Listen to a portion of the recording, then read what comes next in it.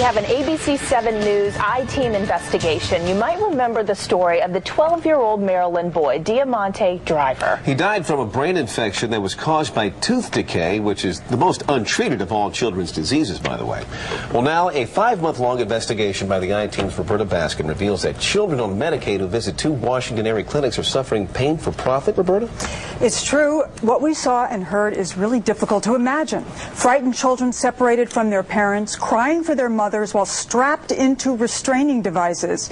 It's a Medicaid gold mine, and they're drilling for your tax dollars. That's 4-year-old Miguel. He's been restrained by his dentist on a device called a papoose board.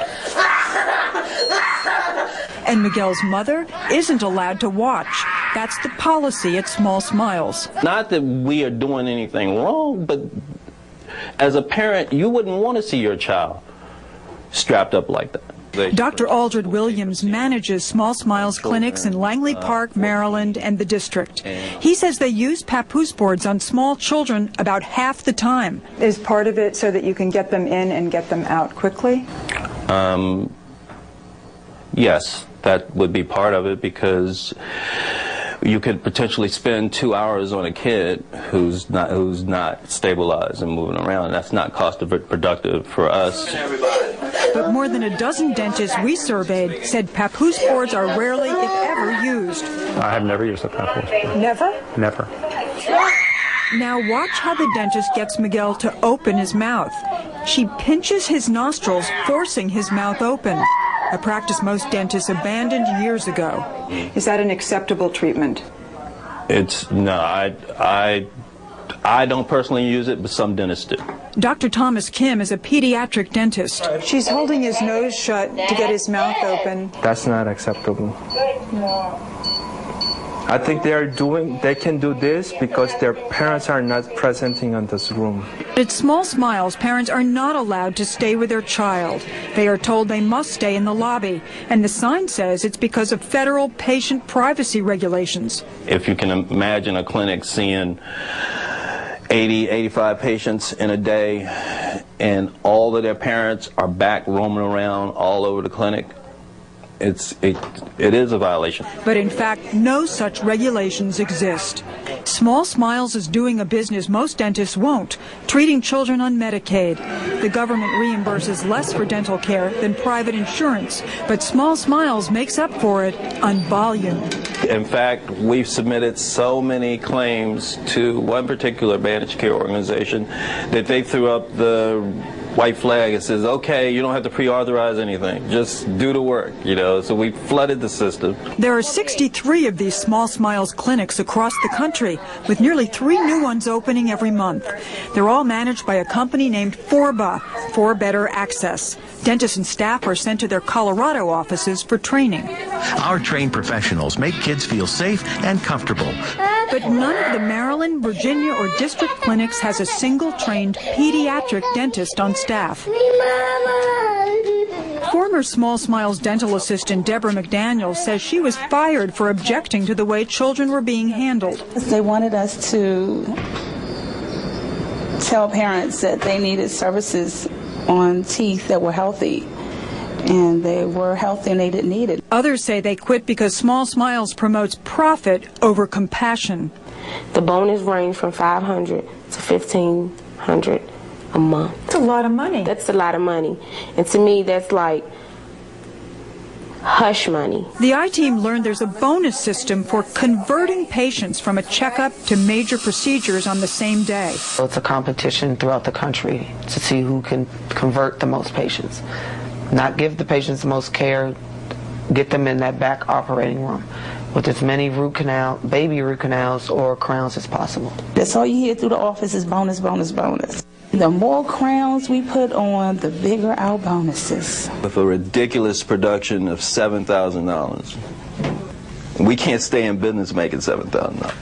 Every morning, Dr. Williams and his staff review the production goals set by the managers in Colorado. The most glaring statistic yesterday is we only converted 2 patients. And out of 35, if we only convert 2, then we're setting ourselves up for failure. I don't want Langley Park to be the laughingstock of the entire Small Smiles nation. Dr. Williams says too often Medicaid patients break appointments, which is why they do as much work as possible, including baby root canals and crowns, which he calls a Small Smiles specialty. Dr. Williams estimates 1 in 3 patients needs the procedure. Up to how many crowns can you do in a sitting? We can do 5 to 6 crowns. In one sitting? In one sitting, yeah. Even more than that? Even more than that sometimes. Dr. Robert Camps is a nationally recognized authority on pediatric dentistry, and most of his practice in Frederick, Maryland is also on Medicaid. Dr. Camps worries that Small Smiles does baby root canals when simple fillings would work. It does no good for anybody but the dentist, I guess, that's looking for a bonus. It got to the point where the dentist would even compete with the other dentists of how much crowns and work they did a day. The clinic here gets $214 tax dollars for every baby root canal and crown it bills. It adds up. Here's a $600 bonus check.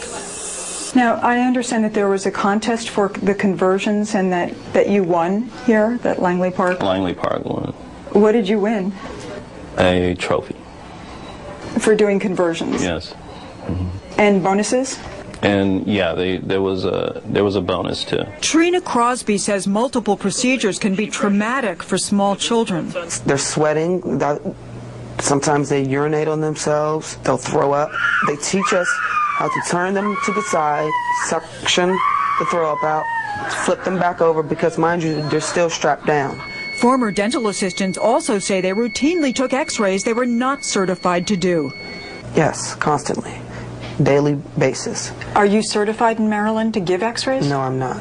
When you look at that video, that adolescent, is she properly shielded? Absolutely not. We showed Dr. Camps all of the video of 4-year-old Miguel. Obviously, that's unethical. I mean, by anybody's standards, it's just unethical. It's just traumatic for me to watch. I can only imagine how traumatic it is for Miguel. Miguel's mother brought her son to Dr. Camps for follow-up care, and when Small Smiles refused to release the x-rays to his mother, Dr. Camps intervened. They did not take the x-rays of the back teeth where they actually did the treatment. And there, for the first time, this mother got to witness her son's treatment at Small Smiles.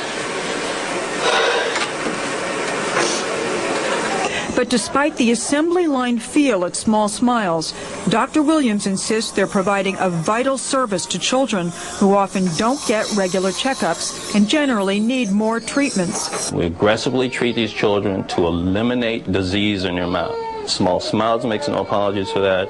I'm not going to apologize for being aggressive. Dr. Camp says no one doubts the need for care, but at what cost to these vulnerable children? The company that manages the Small Smiles Clinic says that its audits show that all the work they perform is needed and that parents are informed and give their consent every step of the way. We hope you'll go to our website, www.wjla.com, and give us your feedback. You'll find more information there, including a special hotline number set up by the Medicaid Inspector General's office. And finally, this was a very difficult process for many of the people who worked at this clinic. Many of them reported that the children suffered verbal abuse during their dental visits, comments like telling a child that if you're not good, then the bad doctor is going to come in. And I'll just say we're going to stay with this story. All right. Excellent work. Thanks, Roberta. Thank you.